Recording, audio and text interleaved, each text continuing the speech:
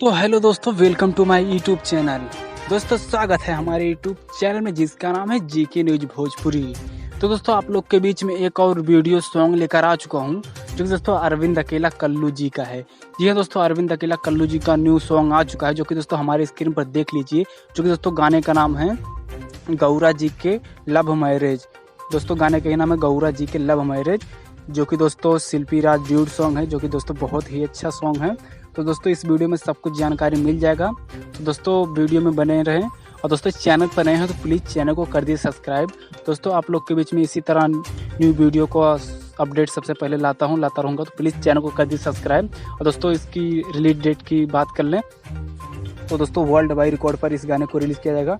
तो दोस्तों कल सुबह 6 बजे इस गाने को रिलीज़ किया जाएगा, क्योंकि दोस्तों बहुत सुपर डुपर हिट होने वाला है सॉन्ग।